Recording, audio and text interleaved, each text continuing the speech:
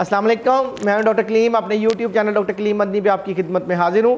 آج میں نے آپ سے برصغیر پاک و ہند کی ایک ایسی شخصیت کی گفتگو کرنی ہے جو پیدا تو افغانستان کے شہر غزنی میں ہوئی، لیکن دین اسلام کی تعلیمات کے لیے آپ نے مختلف علاقوں کا سفر کیا، جیسے عراق، شام، سعودی عربیہ اور نیشاپور جیسے، اور اس کے بعد آپ برصغیر پاک و ہند میں آپ نے اپنی دینی خدمات سر انجام دی۔ آپ کا سن پیدائش 1009، آپ کا سلسلہ نسب 8ویں پشت میں حضرت سیدنا علی کرم اللہ وجہہ کے ساتھ جا کے ملتا ہے، تو آپ حسنی سید کہلاتے ہیں۔ آپ کے استاد محترم نے ایک دن آپ کی ڈیوٹی پاک جو برصغیر پاک و ہند کا علاقہ لاہور ہے وہاں پہ آپ کی ڈیوٹی لگا دی۔ ڈیوٹی کے سلسلے میں آپ جب لاہور پہنچے تو رات کا وقت تھا اور لاہور کے تمام دروازے بند ہو چکے تھے، تو لہٰذا آپ کو ساری رات لاہور کے باہر گزارنا پڑی۔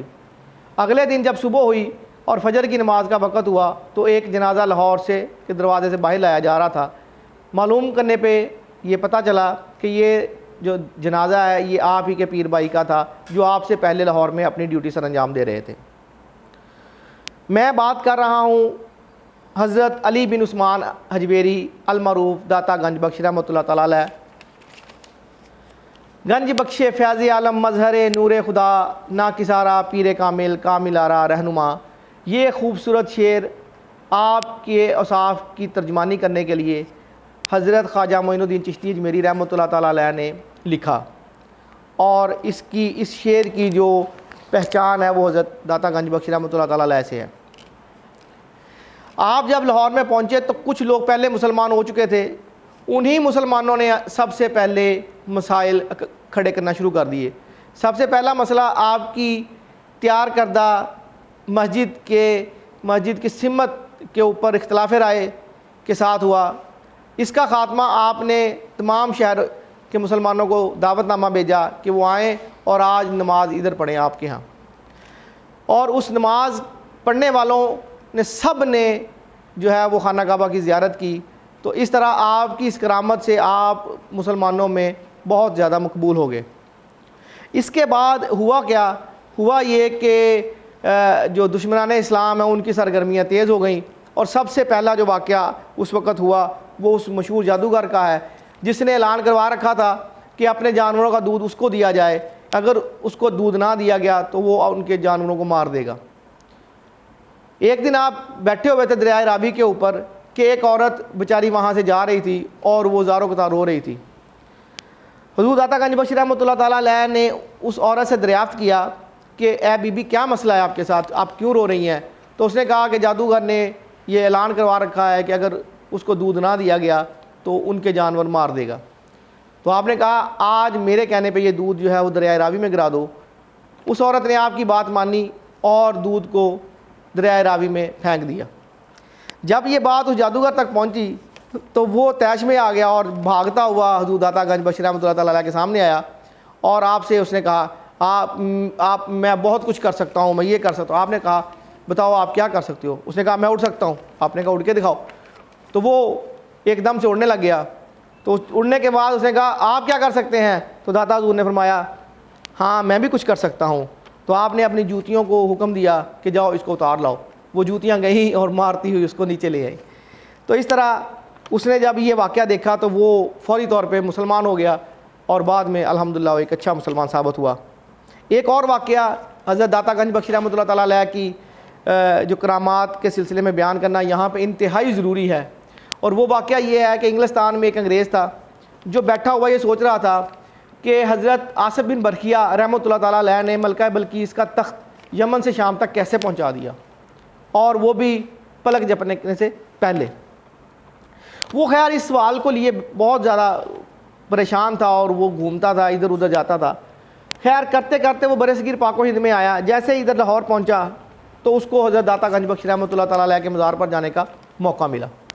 جب وہ داتا حضور پہنچا تو وہاں پر ایک درویش سے ملاقات ہوئی، اور اس درویش سے جو ہے نا ملاقات کرنے کے بعد درویش نے پوچھا کہ آپ پینے میں کیا پسند کریں گے؟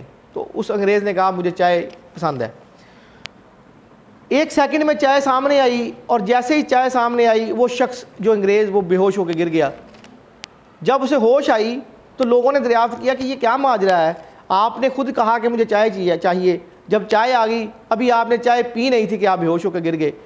تو اس نے کہا کہ مجھے آج اس سوال کا جواب مل گیا جو میں انگلستان میں بیٹھا سوچتا تھا کہ حضرت آصف بن برکیہ رحمۃ اللہ تعالیٰ علیہ نے کس طرح یمن سے ملکہ بلقیس کا جو تخت تھا وہ شام تک پہنچا دیا۔ تو کہتے ہیں آج مجھے اس کا جواب داتا حضور گنج بخش رحمۃ اللہ تعالیٰ علیہ کے مزار شریف پہ ملا ہے۔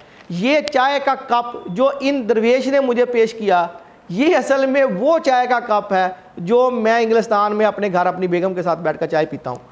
تو میں یہ دیکھ کر حیران ہو گیا کہ انہوں نے وہاں سے یہ کپ اٹھا کے میرے سامنے رکھ دیا۔ تو آج مجھے پتہ چل گیا کہ اللہ تعالیٰ کے جو بندے ہوتے ہیں ان کی اللہ تعالیٰ نے کتنی ان کو اللہ تعالیٰ نے طاقت دی ہوتی ہے، وہ بہت کچھ کر سکتے ہیں۔ تو تخت کا وہاں سے وہاں جانا اور چائے کے کپ کا انگلستان سے لاہور میں آ جانا یہ کوئی بڑی بات نہیں۔ داتا حضور کا جو عرس مبارک ہے وہ 18، 19، 20 سفر کو جو ہے وہ ہر سال الحمدللہ آتا ہے، اور آپ حضرت امام حسن رضی اللہ تعالیٰ عنہ کی آل پاک میں سے ہیں۔ اور بات یہ ہے کہ داتا حضور گنج بخش رحمۃ اللہ تعالیٰ علیہ کی سب سے بڑی جو مشہور تصنیف ہے وہ کشف المحجوب ہے، جو کہ انتہائی مسلمانوں کے پڑھنے کے لیے اچھی کتاب ہے۔ اور اس کتاب میں آپ نے فرمایا کہ میں نے یہ پہلی کتاب ہے جس کے اوپر میں نے اپنا نام تحریر فرمایا، ادروائز میں اپنا نام یہاں پہ کسی بھی اپنی کتاب پہ نہیں لکھا، کیونکہ اس کتاب کو لکھنے کی وجہ یہ ہوئی کہ آپ سے کسی نے سوال کیا تھا کہ تصوف کے بارے میں کچھ بتائیں، تو آپ نے اس کتاب کے بارے میں سارا کچھ جو تصوف کے بارے میں اس کتاب میں اس سوال کے جواب میں یہ کتاب تحریر فرمائی، اور اس کے پہلے پیج پہ آپ نے اپنا نام لکھا۔ تو آپ فرماتے ہیں کہ نام لکھنے کی وجہ یہ ہے کہ میں نے پہلے جو کتابیں لکھی تھیں وہ کچھ دوست احباب پڑھنے کے لیے لے جاتے تھے اور وہ کیا کرتے تھے واپس بھی نہیں کرتے تھے، اور اپنا نام پہلے صفحے پہ لکھ کر لوگوں کو کہتے تھے کہ یہ ان کی کتاب ہے۔ تو آپ فرماتے ہیں کہ لوگوں کو جو پڑھتے تھے ان کو پتہ ہوتا تھا کہ یہ شخص جو کہہ رہا ہے یہ اصل میں کتاب اس کی نہیں ہے، کیونکہ یہ اس کی کیپیسٹی نہیں ہے کہ اتنی بڑی باتیں یہاں پہ لکھ دے۔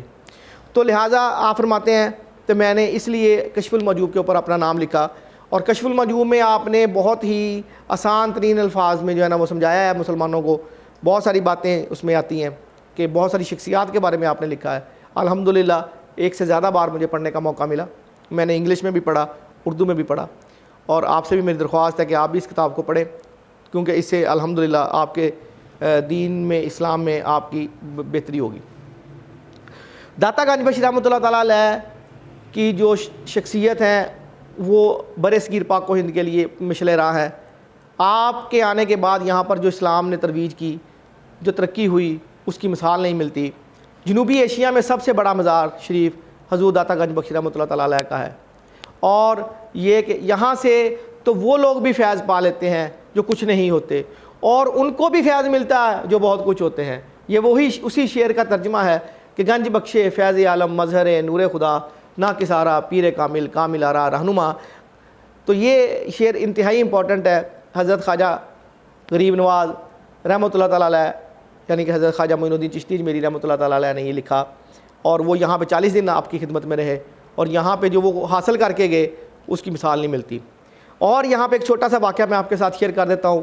حضرت داتا حضور گنج بخش رحمۃ اللہ تعالیٰ علیہ کشف المحجوب میں شاید یہ واقعہ میں نے پڑھا تھا، اس میں لکھتے ہیں کہ ایک بار آپ کو ایک مقام تھا جو نہیں مل رہا تھا، تو آپ نے اس کے لیے بے پناہ کوشش بھی کی، لیکن وہ مقام آپ کو نہیں مل رہا تھا، لیکن مقام صرف صبر کے ساتھ مل گیا۔